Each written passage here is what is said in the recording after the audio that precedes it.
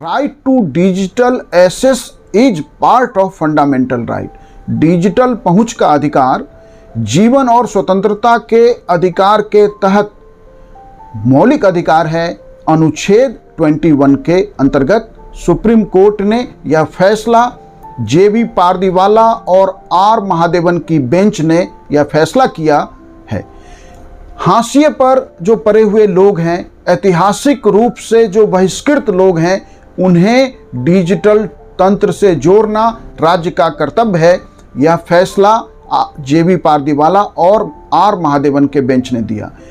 यह निर्णय प्रज्ञा प्रसून और एसिड अटैक सर्वाइकर्स के एक समूह और दृष्टिबाधित अमर जैन की अलग अलग याचिकाओं पर आधारित था, क्योंकि एसिड अटैक पीड़ित या विकलांग लोगों के लिए डिजिटल केवाईसी पूरा करना लगभग असंभव है। वर्तमान में केवाईसी के जो तरीके हैं, क्योंकि एसिड अटैक पीड़ितों के लिए सिर हिलाना या पलक झपकना या दृश्य निर्देशों का पालन करना असंभव होता है। नतीजा क्या है कि वे डिजिटल रूप से अपनी पहचान स्थापित करने में असमर्थ हैं। नतीजतन बैंक खाता खोलना हो, आवश्यक सेवाओं और सरकारी कल्याण योजनाओं तक उनकी पहुंच मुश्किल हो जाती है और बहुत लंबे इंतजार के बाद वह इस तरह की सेवाओं का लाभ ले पाते हैं। जस्टिस महादेवन ने यह स्पष्ट रूप से कहा कि आज कॉम्प्लेक्स युग है। आज हमारा देश कॉम्प्लेक्स युग में पहुंच गया है, जहां आवश्यक सेवाओं, शासन का विषय हो, शिक्षा का विषय हो, स्वास्थ्य सेवा हो या अवसरों तक पहुंच हो, वह डिजिटल माध्यम से ही आसान है। तो सरकार की जिम्मेदारी बनती है कि डिजिटल विभाजन को पाटना।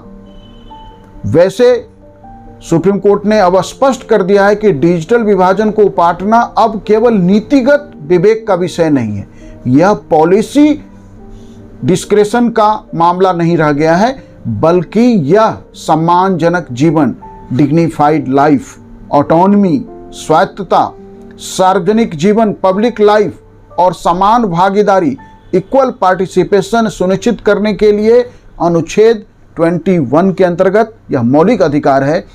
आज देश का ग्रामीण आबादी का एक बड़ा हिस्सा, वरिष्ठ नागरिक, आर्थिक रूप से कमजोर समुदाय और भाषाई अल्पसंख्यक वर्ग के एक बड़े हिस्से को आज भी डिजिटल समावेशन, डिजिटल एक्सेस से दूर रखा गया है। तो अब यह जो है सरकार का सिर्फ नीतिगत विवेक नहीं है, पॉलिसी डिस्क्रेशन नहीं है कि वह इस तरह के डिजिटल प्लेटफॉर्म पे लोगों को जोड़ने में जैसे चाहे कर ले। अब सुप्रीम कोर्ट ने जब स्पष्ट रूप से यह कह दिया कि डिजिटल एक्सेस का राइट मौलिक अधिकार है और वह जीवन और स्वतंत्रता का जो अधिकार है, आर्टिकल 19 और आर्टिकल 21, उसके अंतर्गत अब यह मौलिक अधिकार है। तो इसका अर्थ है कि राज्य अब बाध्य है हर एक व्यक्ति तक डिजिटल एक्सेस पहुंचाने के लिए, हर एक व्यक्ति को डिजिटल पहुंच सुनिश्चित करने के लिए, क्योंकि डिजिटल तंत्र में जो वर्तमान फॉर्मेट है उसमें जैसे मान लीजिए आपको आधार कार्ड बनवाने जाना है तो आपको फोटो खींचने में सिर हिलाना पड़ता है, पलक झपकना जरूरी है। तो ऐसे कई तरह के, या कई बार एसिड अटैक के लोगों को फिंगरप्रिंट नहीं दे पाते हैं।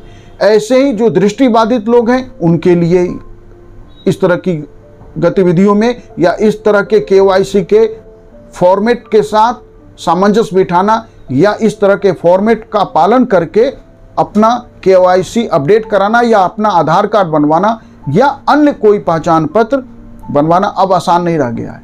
तो यही नहीं, देश की एक बड़ी ग्रामीण आबादी, वरिष्ठ नागरिक, आर्थिक रूप से कमजोर समुदाय, तो देश का एक बड़ा हिस्सा आज भी डिजिटल पहुंच से दूर है। तो क्या सरकार की जिम्मेदारी नहीं बनती कि जब आज देश की सारी तरह की कल्याण योजनाएं, सभी आवश्यक सेवाओं की पहुंच का माध्यम डिजिटल आइडेंटिफिकेशन, डिजिटली जोड़ के किया जा रहा है, डिजिटल तंत्र के माध्यम से किया जा रहा है, तो स्टेट आज बाउंड है और सुप्रीम कोर्ट का यह निर्णय स्वागत योग्य है। अब वैसे लोग, चाहे उनकी संख्या कुछ भी हो, देश की सरकार की व्यवस्था की जिम्मेदारी है कि ऐसे लोगों को डिजिटल पहुंच सुनिश्चित करे और डिजिटल एसेस के राइट को फंडामेंटल राइट मान के स्टेट इसमें बिना देरी किए जल्दी से जल्दी इस तरह के नीतिगत तरीके अपनाए या इस तरह का फॉर्मेट अपनाए कि जिससे वो लोग जो डिजिटल पहुंच से बाहर हैं उन्हें उसके साथ जोड़ा जा सके। Thank you.